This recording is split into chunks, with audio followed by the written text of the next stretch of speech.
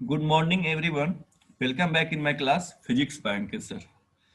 So today we are going to discuss the most important topic of magnetism is electromagnetic induction. देखिए, जो previous classes में हमने सीखा कि अगर हम इलेक्ट्रिक करंट फ्लो करवाते हैं किसी वायर में अगर हम इलेक्ट्रिक करंट फ्लो करवाते हैं तो इस वायर के अलॉन्ग एक मैग्नेटिक फील्ड जब बनता है। इस वायर के अलॉन्ग क्या बनता है? एक मैग्नेटिक फील्ड बनता है। इलेक्ट्रिक करंट क्या करता है? मैग्नेटिक फील्ड क्रिएट करता है, जिसके वजह से हम लोग देखे थे इलेक्ट्रोमैग्नेट में देखे थे क्या करता है, ये छोटे छोटे आयरन पीस को क्या करता है, ये अट्रैक्ट करता है, देखे थे ना। अब इसी आइडिया से डीप थॉट करने के बाद एक ब्रिटिश फिजिक्स थे जिनका नाम था माइकल फैराडे। ठीक है, हम लोग फैराडे लॉ बहुत सारे मोटर के बारे में पढ़ेंगे। ठीक है, फैराडे लॉ हम लोग को पढ़ना है। तो ब्रिटिश फिजिक्स ने माइकल फैराडे, उन्होंने इसको डीप थॉट करने के बाद एनालाइज किया कि अगर इलेक्ट्रिक करंट से मैग्नेटिक फील्ड बनता है, इलेक्ट्रिक करंट से क्या बनता है? Magnetic field. तो इसको बोलते हैं इलेक्ट्रोमैग्नेट। इलेक्ट्रिक करंट से बनता है मैग्नेटिक फील्ड, तो इसको क्या बोलते हैं? इलेक्ट्रोमैग्नेट। तो उन्होंने सोचा कि अगर इलेक्ट्रिक करंट से मैग्नेटिक फील्ड बनता है तो मैग्नेटिक फील्ड से भी इलेक्ट्रिक करंट बनना चाहिए। सोचा बनना चाहिए, अभी उनके पास कोई आइडिया नहीं था कैसे बनेगा। उन्होंने सोचा कि इलेक्ट्रिक करंट से मैग्नेटिक फील्ड बनता है तो मैग्नेटिक फील्ड से भी क्या बनना चाहिए? इलेक्ट्रिक करंट बनना चाहिए। तो ये सोचने के बाद हम जानते हैं कि हैंस क्रिश्चियन ऑस्टेड ने 1820 में ऑस्टेड ने ठीक एक्सपेरिमेंट किया था, जिसकी वजह से इलेक्ट्रिक करंट से क्या प्रोड्यूस हुआ था? Magnetic field. तो इस एक्सपेरिमेंट को एनालिसिस करने के बाद 11 साल के बाद, आफ्टर नंबर ऑफ एक्सपेरिमेंट, बहुत सारे एक्सपेरिमेंट किए, ठीक है, बहुत सारे एक्सपेरिमेंट करने के बाद उन्होंने देखा कि मैग्नेटिक फील्ड से भी इलेक्ट्रिक करंट क्या हो सकता है? प्रोड्यूस किया जा सकता है। और इस प्रिंसिपल को उन्होंने नाम दिया इलेक्ट्रोमैग्नेटिक इंडक्शन। इस प्रिंसिपल को क्या नाम दिया? Electromagnetic induction. ठीक है, उन्होंने देखा, क्या देखा कि अगर क्वाइल को, हम लोग क्वाइल के बारे में पढ़ चुके हैं, क्वाइल क्या होता है? इंसुलेटेड कॉपर वायर को किसी इंसुलेटिंग बॉडी पर जब क्या करते हैं, रब करते हैं, तो क्या बनता है? क्वाइल। तो ये मेरा फर्स्ट दो चीज चाहिए इसके लिए, एक क्वाइल चाहिए और दूसरा चाहिए मैग्नेट। ठीक है, एक क्वाइल चाहिए और दूसरा क्या चाहिए? मैग्नेट। यहाँ पर बार मैग्नेट है, नॉर्थ पोल और साउथ पोल। उन्होंने देखा कि क्वाइल और मैग्नेट के बीच में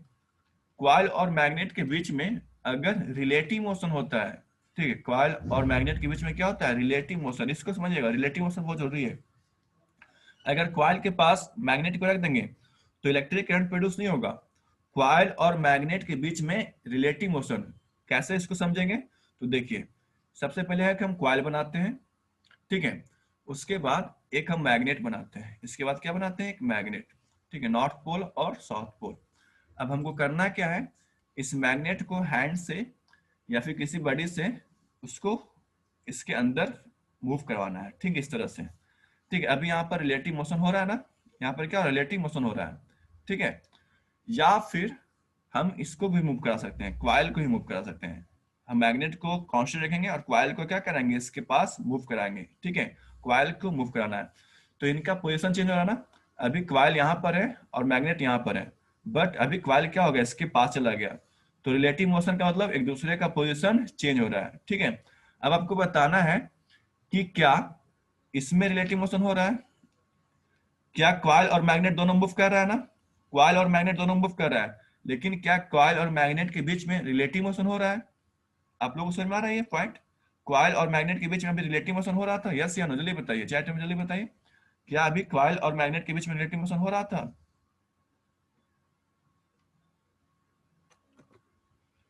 नहीं ना, ठीक है।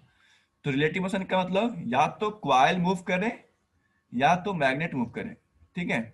या तो क्वाइल मूव करे या क्या मूव करे? मैग्नेट मूव करे, तभी क्या करेंगे? इसको रिलेटिव मोशन हम बोलेंगे, ठीक है। समझ में आ गया? तो इलेक्ट्रोमैग्नेटिक इंडक्शन क्या कहता है? ये कहता है when there is relative motion between magnet and coil, when there is relative motion between magnet and coil, तो क्वाइल में क्या प्रोड्यूस होगा? क्वाइल में इलेक्ट्रिक करंट प्रोड्यूस होगा। क्वाइल में क्या होगा? इलेक्ट्रिक करंट प्रोड्यूस होगा। सबसे पहले इसको कौन इन्वेंट किए थे? सबसे पहले माइकल फैराडे।